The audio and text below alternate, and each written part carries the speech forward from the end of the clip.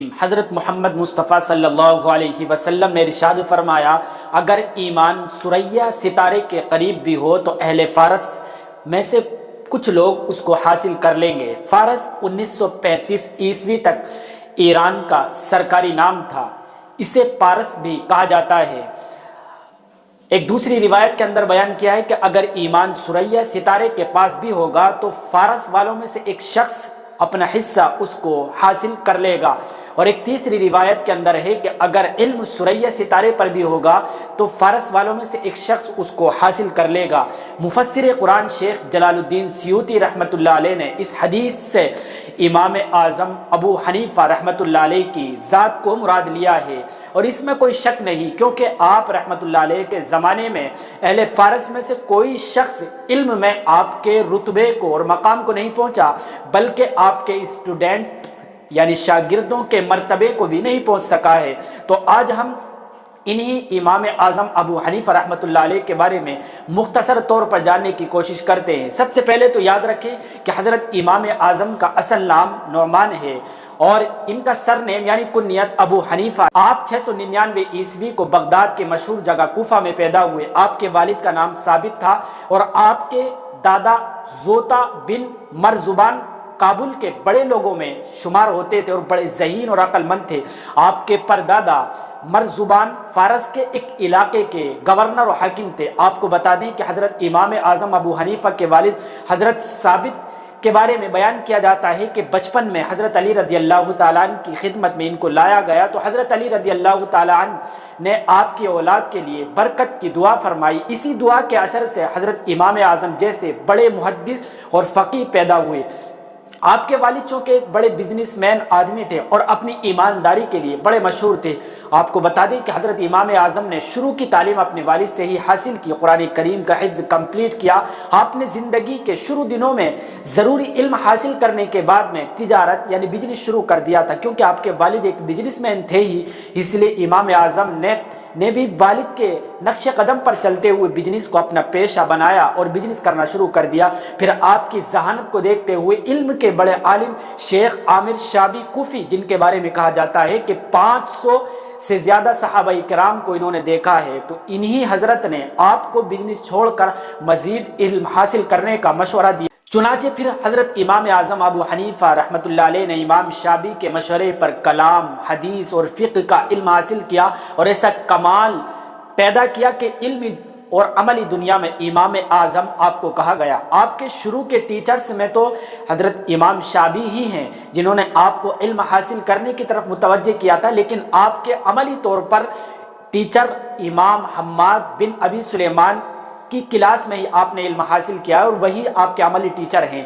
جو کوفہ کے بڑے مشہور فقیہ اور بڑے عالم مانے جاتے تھے۔ آپ کو بتاتے چلیں کہ حضرت امام اعظم ابو حنیفہ نے اپنے علم حاصل کرنے کے لیے دور دور شہروں کا سفر بھی کیا ہے اور بڑے بڑے علماء سے علم حاصل کیا ہے۔ آپ نے مکہ، مدینہ، بصرہ اور بھی بہت سے اس زمانے کی علم کی بڑی بڑی جگہوں سے علم حاصل کیا ہے۔ آپ نے تابعین کی ایک بڑی جماعت سے بھی ملاقات کی ہے۔ یہاں رک کر یہ سمجھیں کہ تابعی کسے کہتے ہیں، تو یاد رکھیں آسان لفظوں میں کہ جس شخص نے صحابہ کرام رضی اللہ تعالیٰ عنہ کی ایک بڑی جماعت سے ملاقات کی ہو وہ تابعی کہلاتا ہے۔ اور امام اعظم ابو حنیفہ رحمۃ اللہ علیہ نے بھی صحابہ کرام کا آخری دور پایا ہے، کئی صحابہ کرام کی زیارت بھی کی ہے۔ اور یہ بھی یاد رکھیں کہ صحابی وہ ہے جس کی نبی کریم صلی اللہ علیہ وسلم سے ایمان کی حالت میں ملاقات ہوئی ہو اور اسلام پر اس کی وفات بھی ہوئی ہو۔ صحابی کی یہی تاریخ حضرت امام احمد بن حنبل اور حضرت امام بخاری رحمۃ اللہ علیہ نے کی ہے۔ کہنے کا مقصد یہ ہے کہ حضرت امام اعظم ابو حنیفہ تابعی ہیں، اور آپ کا زمانہ صحابہ کرام تابعین اور تبع تابعین کا زمانہ ہے۔ امام اعظم نے اپنے زمانے کے تقریباً 4000 ٹیچرز سے یعنی اساتذہ سے علم حاصل کیا ہے، بلکہ خود امام اعظم کا کہنا ہے کہ میں نے کوفہ، بصرہ کا کوئی ایسا محدث نہیں چھوڑا جس سے میں نے علم نہ حاصل کیا ہو اور نہ سیکھا ہو۔ آپ کو بتاتے چلیں کہ امام اعظم نے فقہ میں اجتہاد اور قیاس کو خاص اہمیت دی ہے۔ آپ نے قرآن و حدیث کے ساتھ ساتھ صحابہ کرام کے فتووں اور اجماع امت کو بنیاد بنا کر فقہ کا ایک مرتب نظام تیار کیا، جس کے بعد حنفی فقہ وجود میں آیا ہے۔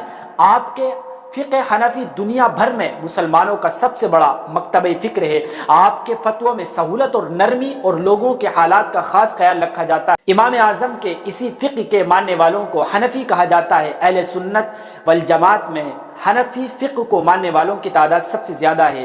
اس وقت بھی پاکستان، انڈیا، افغانستان، چینی، ترکمانستان، وسطی ایشیا اور ترکی وغیرہ جیسے بڑے بڑے ملکوں میں مسلمانوں کی زیادہ تعداد حنفی فقہ کو مانتی ہے۔